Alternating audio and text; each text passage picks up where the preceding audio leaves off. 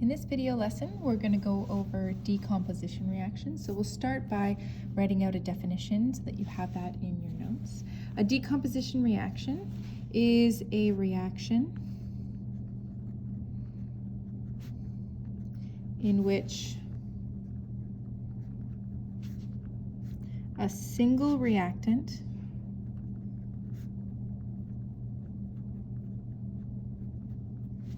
breaks down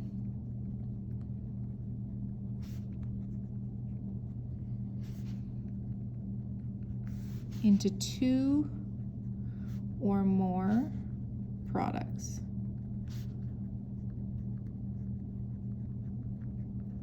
So our general equation for this is that you start with a compound that contains at least two elements, sometimes more, and it's going to break apart into pieces. So a compound AB falls apart into A plus B. It could be like ABC breaks down into A plus BC or A plus B plus C. There can be more than two products, but generally you start with one thing and it breaks apart, is the overall idea. So two types. The first type is basically the reverse of most of the synthesis reactions that we've seen, where you have a compound breaking down into its elements. So an example of that, if we look at the compound ammonia, which is NH3, is a gas. If it breaks into its elements, the two elements that make up ammonia are nitrogen and hydrogen. So ammonia breaks down into nitrogen plus hydrogen. So when we write out the equation for that, nitrogen is a diatomic gas, so it's N2, and the state symbol is gas. Plus hydrogen is also a diatomic gas, part of that Hofbrinkel group, so it's also H2 with a gas. Now we need to balance this. Here we have 3 hydrogens, here we have 2, so we're going to make them both 6 by adding a 3 in front of that one and a 2 in front of that one. So now we have 6 hydrogens on both sides. And our nitrogen, we have 2 here and 2 here, so now that's already balanced out. So compound breaking down into its elements. Let's do one more example, this time with a metal and a non-metal. So this is an ionic compound this time. Aluminum iodide, or AlI3, pardon me, is going to break apart into aluminum and iodine. So aluminum plus iodine, or iodine gas. The formula for aluminum is just Al, and it would be a solid. So metals, when they're on their own, just in their elemental form, you just get 1, so you don't have to write anything as a subscript. Iodine is part of Hofbrinkel, those diatomic gases, okay, just like nitrogen and hydrogen, so it gets an I2 and a gas. Similarly to before, we need to balance these out, so I3 and I2, the way to balance those is to make them both 6, so we add a 3 and a 2. That's going to give us 2 aluminums on this side, so we need to get 2 on the product side, so we're going to add a 2 in front of that one. Okay, so a non-metal and a non-metal breaking down into the 2 elements, or a metal and a non-metal breaking down into its 2 elements. The next one is a special case that you will need to be able to do. So here, when we look at a compound that contains a polyatomic ion breaking down into 2 compounds, so rather than elements, we're making compound products. So here, a compound containing a polyatomic ion breaks down into a metal oxide. Okay, so it's a metal plus oxygen, and a polyatomic ion minus 1 oxygen. So I'll show you kind of what I mean when I say that.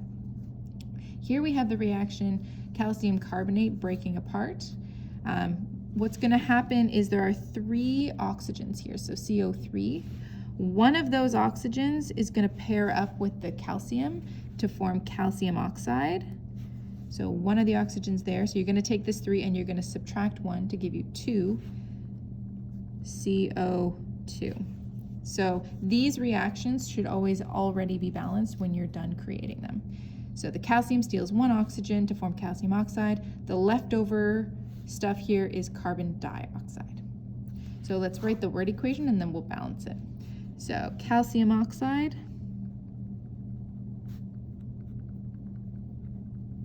plus carbon dioxide.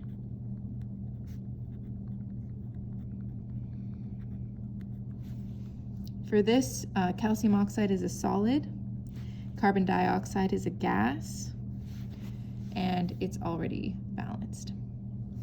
Let's do another one. Here we have magnesium sulfate, so MgSO4.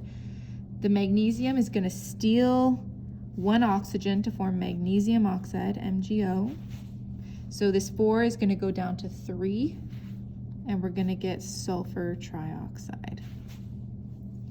Okay, already balanced. State symbols MgO.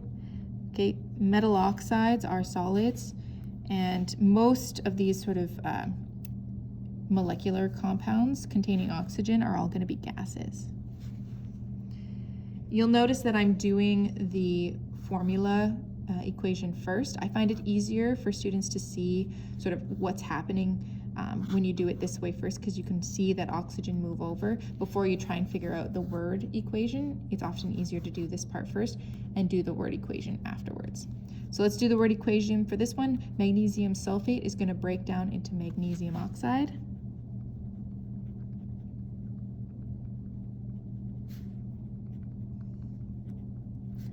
Plus, this is a molecular compound, so we're going to use the molecular rules for naming.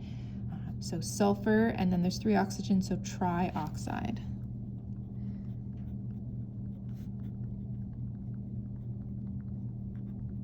Okay, so this is sort of the new special case. So keep in mind that the reverse of all synthesis reactions are decomposition reactions. So like what we saw here with the compound breaking down into elements, your other types of synthesis reactions, like a metal oxide breaking apart into a metal and oxygen, and so on and so forth, like we saw with the others, the reverse is still going to be a decomposition reaction.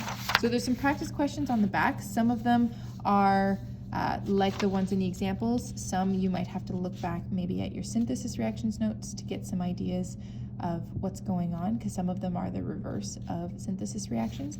And so we'll do these in class, and we'll do the textbook questions in class. See you there.